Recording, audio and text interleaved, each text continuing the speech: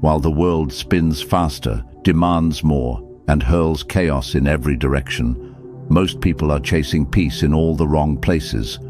They seek comfort when they should be building strength. They avoid pain when they should be learning from it. They run from the storm when they should be learning to stand in it. Marcus Aurelius, the most powerful man in the ancient world, once wrote, "You have power over your mind, not outside events.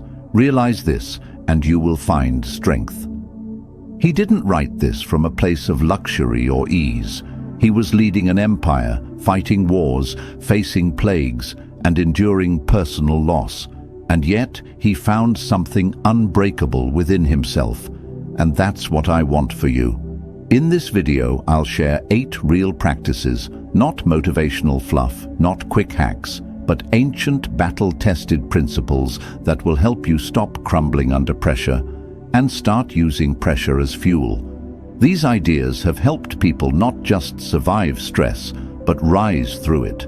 The person you are right now, reading these words, carrying whatever burden you're carrying, you already have what you need to become unstoppable.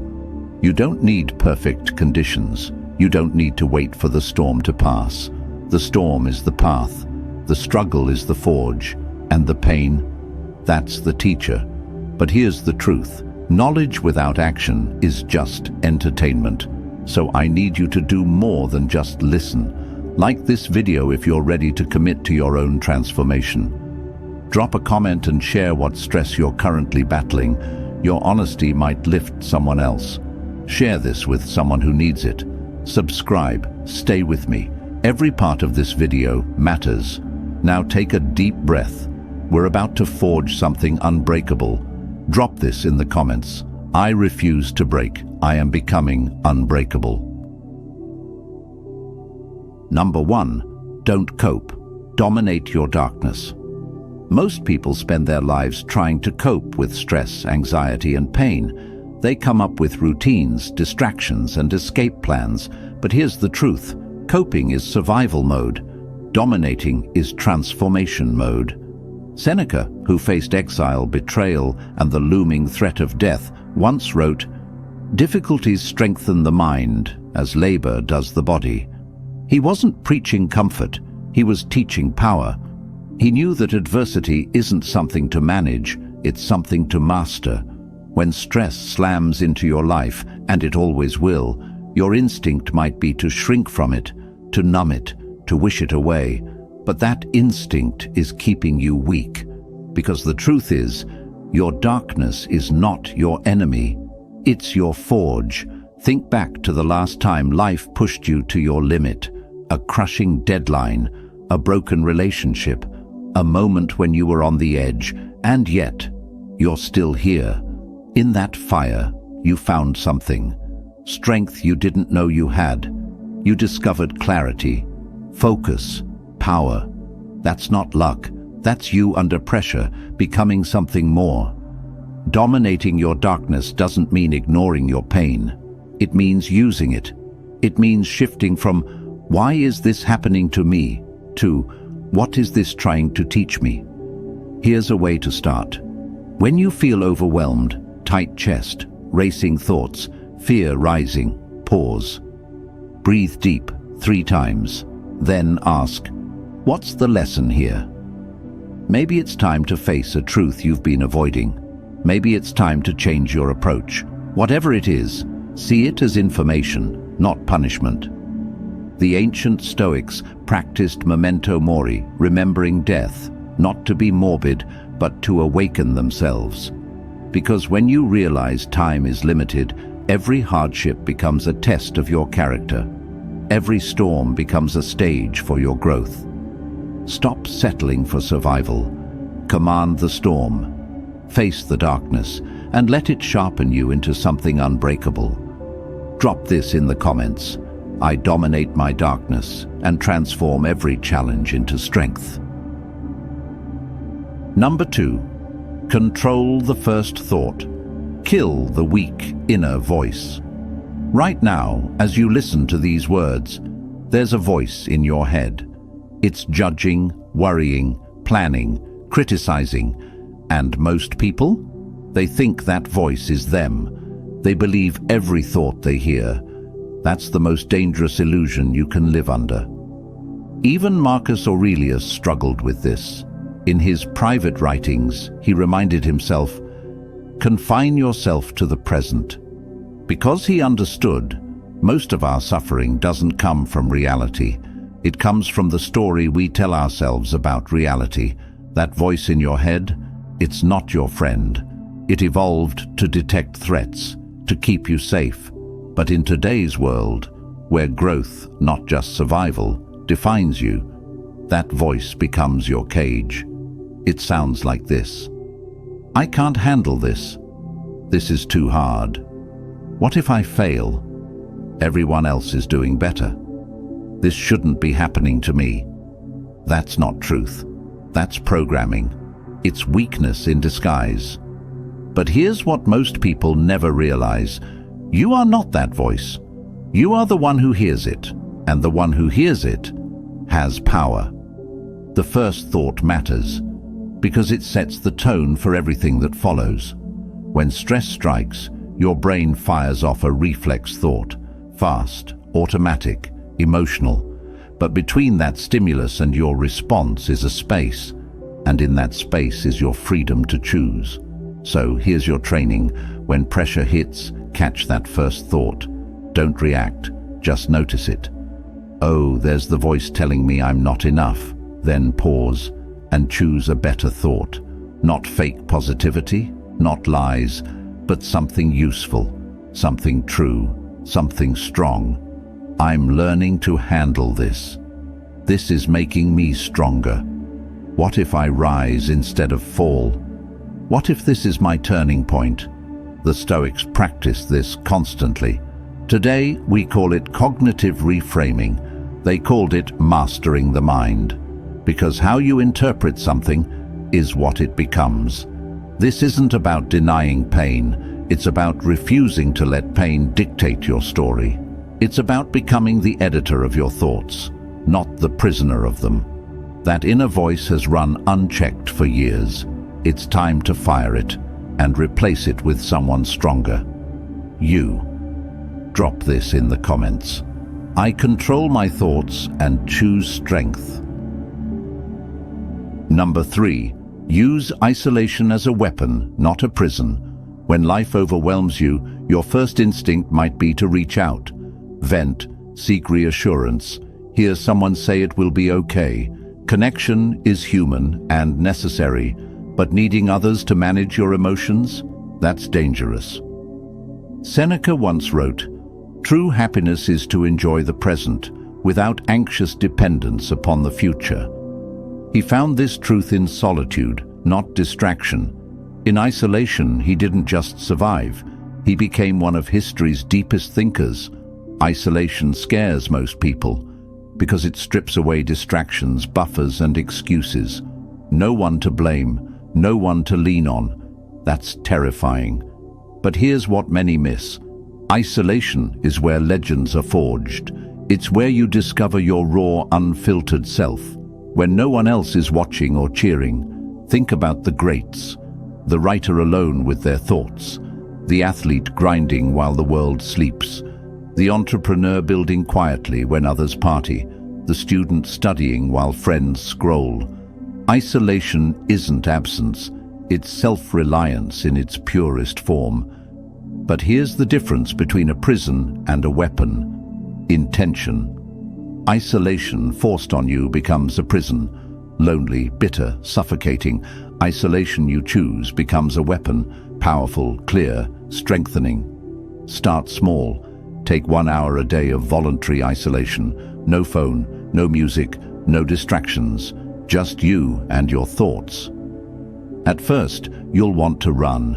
Your mind will scream for escape, but that discomfort, it's the fire forging the unbreakable. On the other side waits a person who doesn't need validation, who doesn't need constant noise to feel alive, who stands tall alone because they've learned to love their own company. Use solitude to audit your life. What's working? What's not? What hard truths are you avoiding? What dreams are waiting for you to fight for? The strongest people aren't those who never feel alone. They're those who crave their own company. They've made solitude a sanctuary, a source of strength. Your isolation isn't a flaw, it's a gift, a chance to build something powerful inside. Don't run from it, weaponize it. Number 4, train under pressure. Never wait for calm. Most people treat pressure like the enemy. They wait for the storm to pass before they try to grow. They postpone their dreams until life gets easier. They put off building good habits until they have more time. Essentially, they say, "I'll become strong when I don't need to be strong." This mindset keeps people weak forever. Epictetus knew better. Born a slave, he could have waited for freedom and better circumstances. Instead, he used every hardship as training ground. He said, "Don't explain your philosophy, embody it." He didn't wait for perfect conditions to think like a free man. He trained his mind amidst chains, and when freedom came, he was already unbreakable. Pressure isn't the opposite of growth. It is growth's forge. Just as muscles don't grow in comfort but in resistance, your character doesn't develop in ease but in trial. The very stress you resist is the raw material your spirit needs. Here's what training under pressure looks like. When work overwhelms, practice calm. When money tightens, practice gratitude. When critics shout, practice detachment. When exhaustion hits, practice discipline. Most people do the opposite. When stressed, they abandon habits. When tired, they skip workouts. When anxious, they avoid tough talks. When overwhelmed, they neglect self-care. They let pressure make them smaller.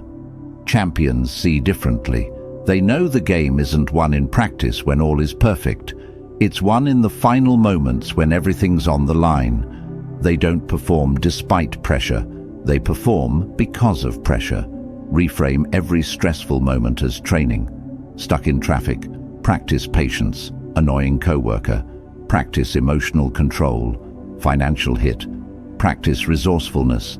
Health setback, practice resilience. Every challenge is a gym for your soul.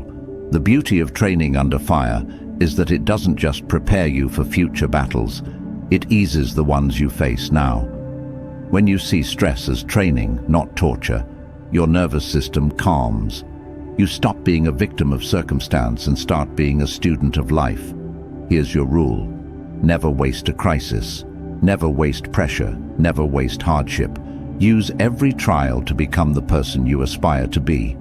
Don't wait for calm after the storm. Become the storm itself. Those who thrive under pressure aren't lucky. They're trained.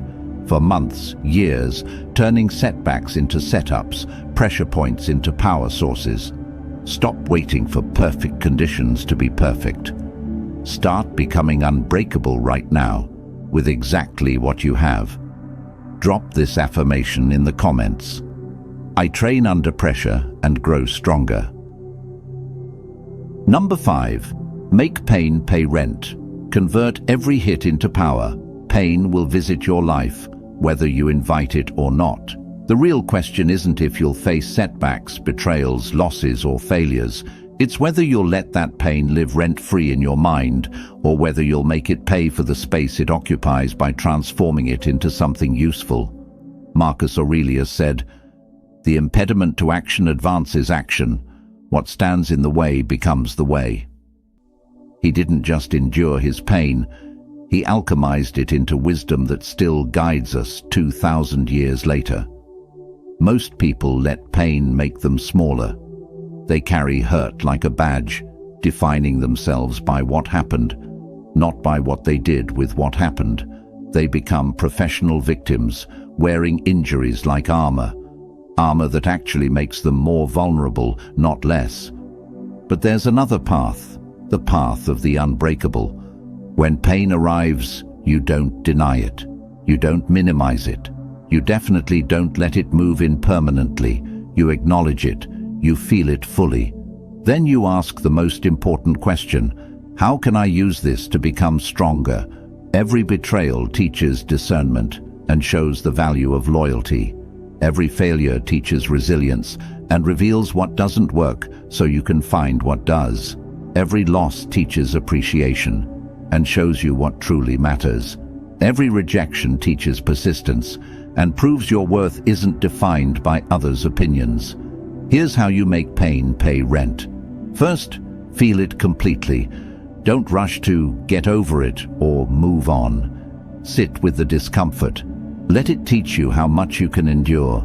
Most people fear their own pain, but when you stop running from it, you discover you're far stronger than you ever imagined. Second, extract the lesson. What is this experience trying to teach you? Maybe it's boundaries you need to set. Maybe it's patterns you keep repeating. Maybe it's skills you've never thought to develop. Pain always carries a message. Your job is to decode it. Third, use that lesson to serve others. Deepest pain often becomes the foundation for your greatest contribution. The one who's battled depression can help others find hope. The one who survived betrayal can teach trust. The one who lost everything can show what truly matters. This isn't toxic positivity or pretending pain is good. Pain hurts. That's why it's called pain. But refusing to let pain transform you into someone wiser, stronger, and more compassionate, that's the real tragedy. Your scars aren't proof of weakness. They're proof of survival. Your pain isn't your identity. It's your curriculum. Stop letting your hurt define you. Start letting it refine you. Drop this affirmation in the comments.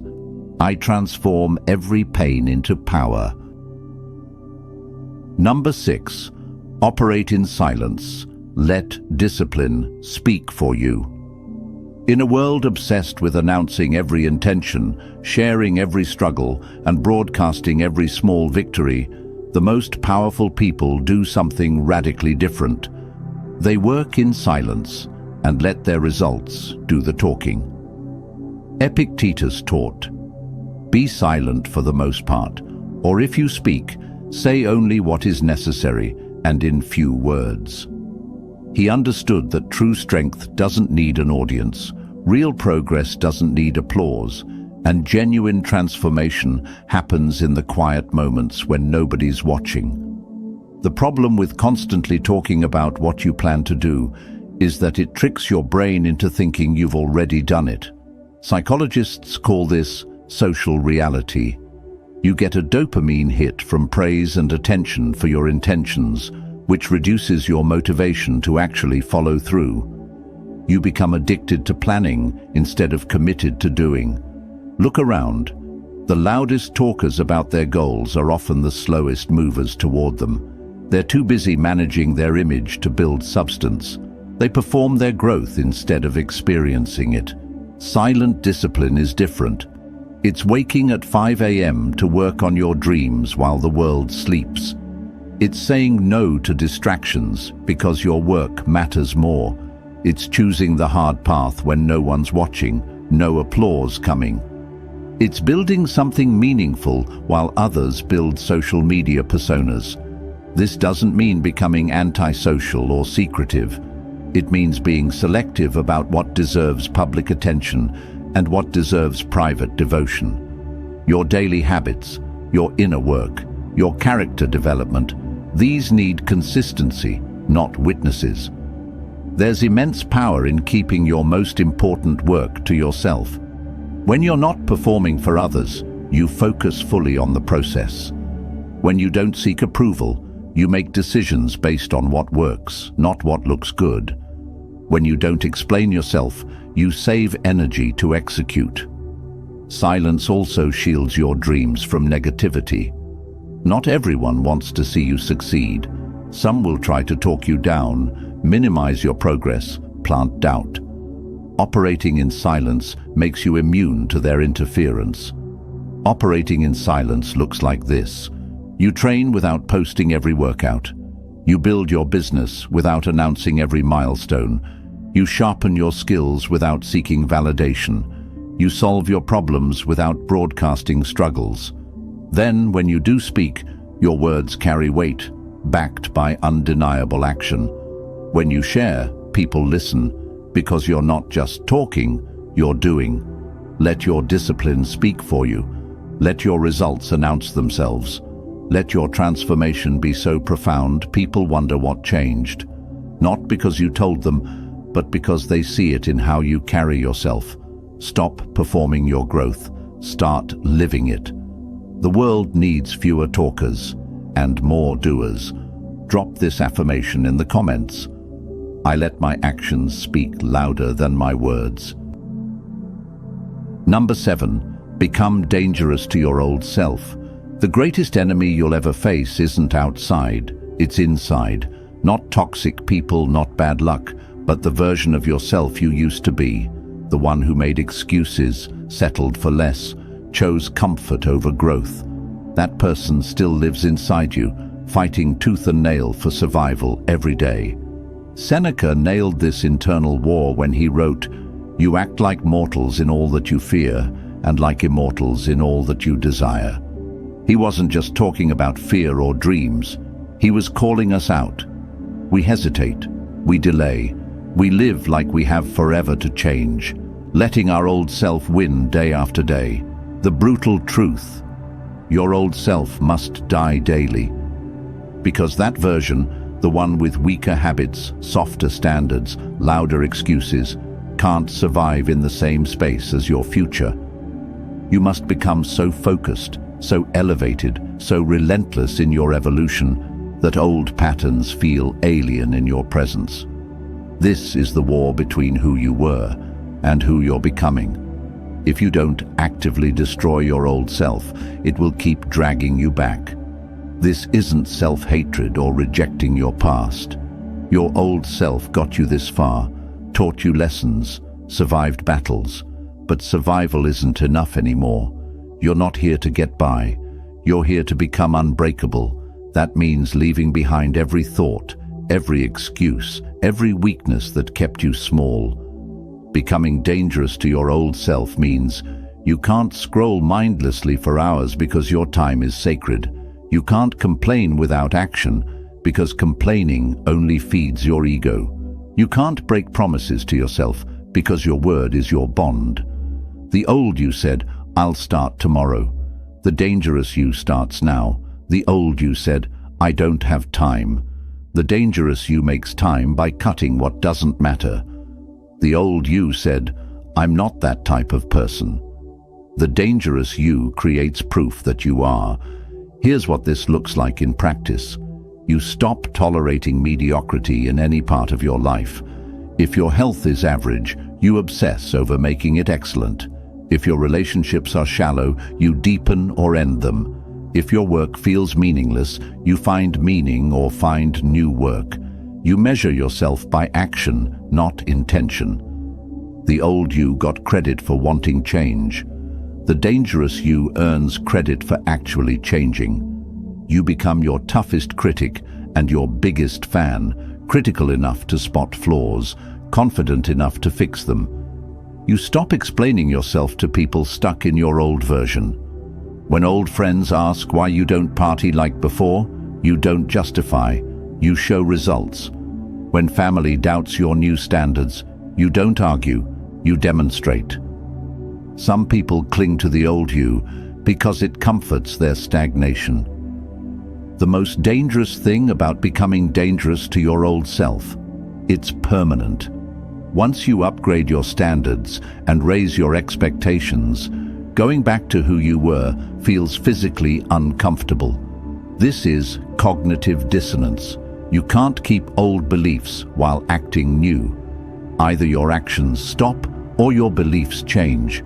The dangerous you ensure the beliefs change. People will notice. Some will say you've changed, you're different, you're not the same. They're right. That's exactly the point. The old you couldn't handle what you're building. The new you can handle anything. Stop trying to improve the old you. Execute them. Build someone entirely new. Number 8. Anchor to one unbreakable. Why? When everything falls apart, and it will fall apart, the only thing that will keep you standing is knowing why you're fighting in the first place. Not your surface-level goals, not your temporary motivations, but your deepest, most unshakable reason for becoming unbreakable. Viktor Frankl, a Holocaust survivor and psychologist, discovered this truth in the most extreme circumstances imaginable. He wrote, "Those who have a why to live can bear with almost any how." He watched people survive unimaginable horror, not because they were physically stronger, but because they had an unbreakable reason to endure. Most people's motivation is shallow. They want to be successful because success looks good. They want to be fit because fitness is attractive. They want to be disciplined because discipline is admirable. But when the real tests come, when you're exhausted, when progress is slow, when nobody's watching, these surface motivations crumble like paper in a storm. Your unbreakable why isn't about you. It's bigger than your comfort, your convenience, your immediate desires.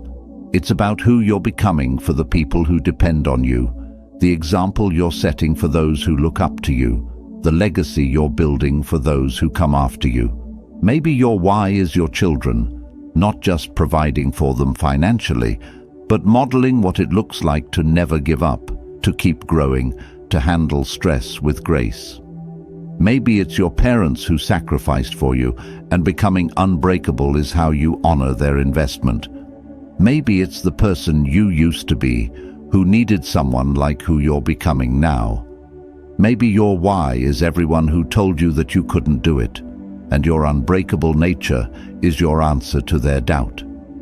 Maybe it's everyone who believed in you when you didn't believe in yourself, and your transformation is your way of proving their faith wasn't misplaced. Here's how you discover your unbreakable why. Ask yourself what you would regret not becoming if you knew you only had 1 year left to live. Not what you'd regret not achieving, what you'd regret not becoming. What version of yourself would you be ashamed to leave behind? What growth would you be disappointed you never committed to? Your unbreakable why should make you emotional when you think about it. It should be so important to you that quitting becomes literally impossible. When you're tired, thinking about your why gives you energy. When you're scared, thinking about your why gives you courage. When you're tempted to settle, thinking about your why reminds you that settling is betraying everything you stand for. Write your why down. Make it specific. Make it personal. Make it so powerful that even reading it months from now will bring tears to your eyes and fire to your heart. The ancient Stoics understood that nothing great was ever accomplished without a great reason. Your techniques will fail you. Your motivation will fade. Your circumstances will challenge you. But an unbreakable why, a reason so deep it touches your soul, that will carry you through any storm. Don't just want to be unbreakable. Need to be unbreakable for reasons bigger than yourself. You now have 8 practices that can transform you from someone who survives stress into someone who thrives because of it. But here's the truth. Knowing isn't enough. Reading isn't enough. Even understanding isn't enough. The only thing that matters is what you do with what you've learned. Marcus Aurelius wrote, "Waste no more time arguing what a good person should be. Be one." The same applies to being unbreakable. Stop thinking about it and start becoming it. Your transformation doesn't begin tomorrow. It doesn't begin when conditions are perfect. It begins right now, with whatever stress you're currently facing. That challenge isn't happening to you. It's happening for you. It's your training ground, your classroom, your opportunity to prove what you're made of. The person who started watching this video and the person finishing it can be different people, but only if you choose to make them different. Start with one practice, master it, then add another. Build your unbreakable nature one choice at a time, one challenge at a time, one victory at a time. Like this video if these practices resonated with you. Share it with someone who needs to hear this. Subscribe to this channel because your journey to becoming unbreakable is just beginning. The world needs more people who don't break under pressure, people like you. Now, go prove what you're made of. Drop this final affirmation in the comments. I am unbreakable, and my journey to strength starts now.